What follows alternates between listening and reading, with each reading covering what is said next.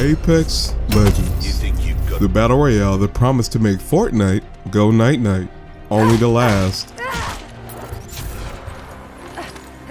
a fortnight. Thank you. Thank you. Support my Patreon. Join my Discord. Thank you.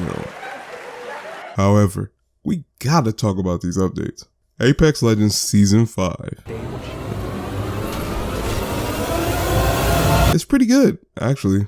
There's things I don't agree with. I feel like that's inevitable, right? Skill-based matchmaking is still AIDS. I queue up for some pubs with the homies, and I'm helpless to watch as a grown-ass man who just got done working 30 10-hour shifts gets sodomized by some fucking dork with 12-hour shifts on Apex like he's the CEO of Dick Cheese. I could go to sleep at night knowing that if I lost both arms hand-feeding sharks, I could comfortably slide my cock and balls on the mouse and keyboard with the Havoc Rifle or L-Star and still get kills. And I get that Miss Rona is going around giving people cooties, so the devs gotta stay indoors. But I swear to God, I've hit so many ghost bullets, I've triggered PTSD from Destiny 1 I didn't even know I had.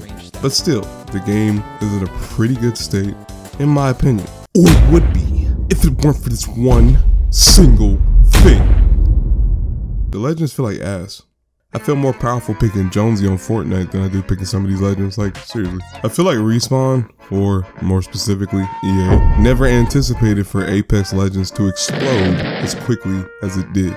I mean, it garnered 58 million new players in like 2 weeks, I believe. At one point, the growth was so tremendous and rapid, and went as far as to wound Fortnite, one of the most, if not the most successful games of all time. But that didn't last long. We can speculate the many reasons why, but my belief is this. Respawn never had a plan of action, so all they did was have a reaction. Every update till this point sort of felt like that episode of SpongeBob where he obsessed over that paint drop on Mr. Krabs' money to the point where he fucked around and smothered his first ever dollar. Like the pace the game had when it first came out was perfect. And then instead of moving on to the next phase, they had a bunch of people in their ear going crazy over dumb shit. And they got so caught up appeasing their newfound audience, I feel like they got lost in the song. My thing is though, why are we continuing to make these same mistakes?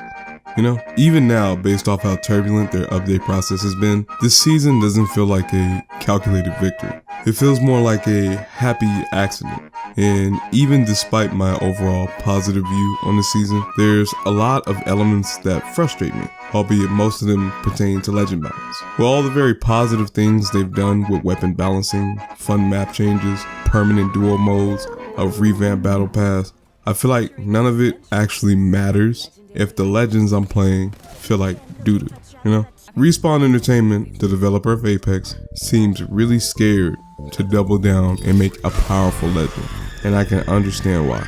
When this game first dropped, Wraith, Pathfinder, and Bangalore basically dominated 3 back-to-back seasons of Apex. There was not a single team and a single lobby that did not have one of these 3 characters. With the introduction of Wattson, she dominated the first 2 seasons of Ranked. When you were at the end circle, there was a Wattson with 3 pylons holding up an entire place of interest hostage. Respawn is already taking a risk with a battle royale video game that introduces characters with their own set of abilities. And to top that, each character has a unique shape and hitbox, meaning everyone has a different body size and a different set of abilities in a first-person shooter.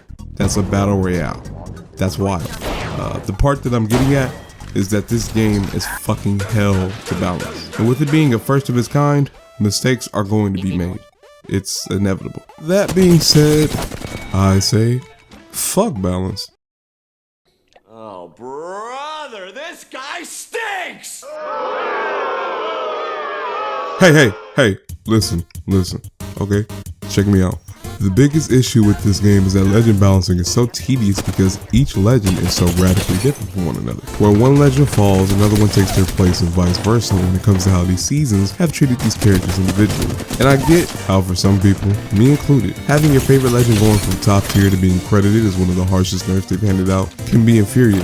The balancing of all these elements the game introduces is like a fucking carousel. We've seen weapons shift around, weapon attachments shift around, map shift around, legend abilities shift around, legend fucking hitboxes shift around. They had to take some ass off of Pathfinder's big booty robotic body parts because it made him a hassle to shoot at. However, I want you guys to notice something. Every time a rebalance is in order, it's to bring the strongest legends down. What I think Respawn fails to realize is that the problem isn't their strongest legends peaking, it's their weakest legends being so insignificant they have almost zero presence in most engagements. Think about it. What's more detrimental to a team? A Wraith that can solo engagements provided the player has enough skill, or Crypto that no matter how good the player is so insignificant in a gunfight they really can't do anything outside of shoot. Respawn is so focused in encouraging other characters to be played by nerfing the strongest when they should really just aim to bring up the weakest. When you look at Apex's ecosystem, or any game in general, honestly, people don't stray from the meta.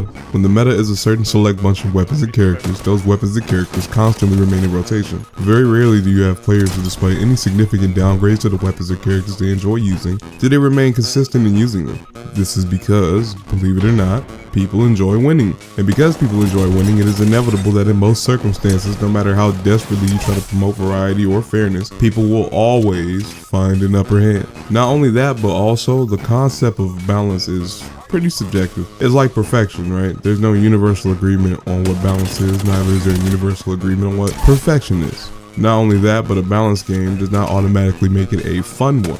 So my proposal is this: instead of chasing a more balanced game, why not instead make a more fun one?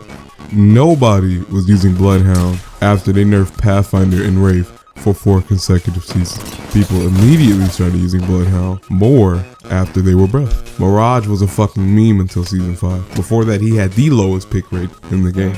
Gibraltar and Pathfinder in their initial starts were practically laughed at before they both got buffed. Now you can't play a game without running into a fucking fridge that can tank 300 damage, probably because he's a bottom. But notice how when Pathfinder got nerfed, instead of people continuing to pick Pathfinder, they just moved to Bloodhound and Mirage. I always thought nerfing instead of buffing was the most counterproductive thing you can do as a developer. You can't introduce me to a game where the ecosystem is more fun and exciting, then proceed to undermine all the things that made it fun and exciting. That's like taking the smartest kid out of the class because you want the class average to reflect the other kids. You didn't make the dumb kids smarter, you just made the smart kids dumber. I say, instead of nerfing, let's just buff all the things that are weak. Then we can accurately assess what needs to be attended to. Make all the legends as strong as Bloodhound and Mirage are. Make all the weapons as fun to use as the Wingman and the R99. Bring back hero play. Allow individuals to outshine full teams if they're just better. Don't punish me for being a good player. Just give more players opportunities to be good players. And in a way, is that not balance? I mean, if everyone's special, no one is. I would rather the game be a case of picking your poison than knowing that when I look at the roster, I subconsciously gray out all the useless characters. These are simply my thoughts and opinions. Let me know what you guys think in the comments down below. This has been ArchWizard CJ. I wish you all a good morrow, and I'm off for the time being.